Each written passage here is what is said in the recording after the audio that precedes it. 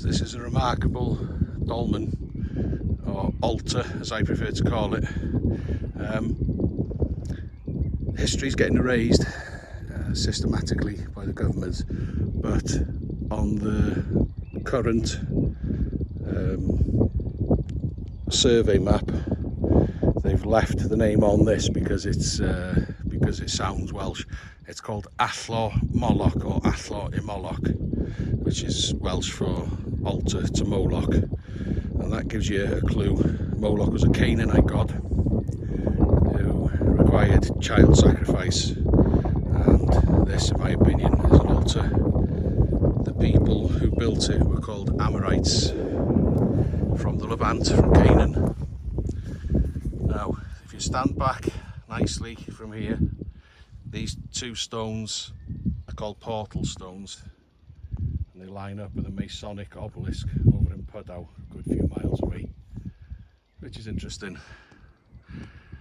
Also, the opening of these two portal stones faces uphill and to the east. The Amorites were known to, Amorite actually means from the east, and they were known to worship the sun. The sun rises in the east, so the rising sun would have been hitting that face there, which wouldn't have been tight to the ground originally. There is a chamber here still, although it has collapsed and it's come away from this stone here. Give you a quick look inside. So there is a chamber. They've been called burial chambers. They may have been used for burial chambers, but I don't believe that's why they were built.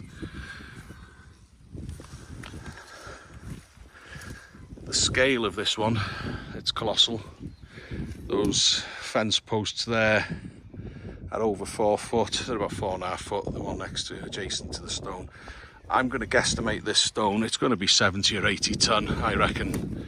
And to get that here in the Conwy Valley, which is all downhill to the river, which I'm assuming is the only way they could have got it here, because these stones are usually not from the vicinity. They've been brought in specially because they've got quartzite properties. Under pressure they create piezoelectricity. If you look on that stone there, I am actually measuring the electromagnetic frequency. I'm a bit new at that, so I'm not going to say too much about it because I don't fully understand it, but they do give off a electromagnetic frequency. You can hear it clicking away. I'll show you a little bit. If this means anything to anyone, mention it in the comments. They go up to about 1.5 milligauss.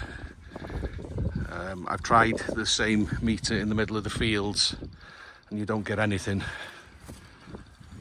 You could say it's my phone, maybe it is, but I had my phone in my pocket in the middle of the field and it wasn't registering. So, who built them? Amorites. How did they get a stone, a colossal stone of this size up here? Well, they either had technology we don't know about, because there's the stone, or they had colossal physical strength, and they were gigantic in stature, the men, which I believe it's a combination of both. But I don't know how they got them. What I do know is, if you put a stone like that on this sort of substrate in North Wales, on log rollers, it's going to shove them right into the ground. I don't think 1,000 men could move that, quite honestly. If the ground was hard packed in a drought summer and you tried rolling that on log rollers, it'd splinter them, it'd shatter them. I have been in civil engineering for many years. The most I've ever seen moved is about 70 ton in a huge dock project in Liverpool. It was the biggest in Britain at the time. I've seen other huge things being lifted. When I say huge, comparable with this lump of stone here. And I can tell you, the equipment needed to shift something like that would probably defeat any North Wales civil engineering firm outright, especially where it is. I just can't see any medium-sized civil engineering firm shifting that at all, let alone transporting it or lifting it. So Athlor in Molech in Llansanfraid, which is Glan Conway in North Wales, right next to the River Conway, and right down there is Conway Castle. And on the right hand side of the river there's an ancient castle, a Welsh castle called the Cannock or Cannock. So it's there's a lot of history here, but this is the only history I'm interested in.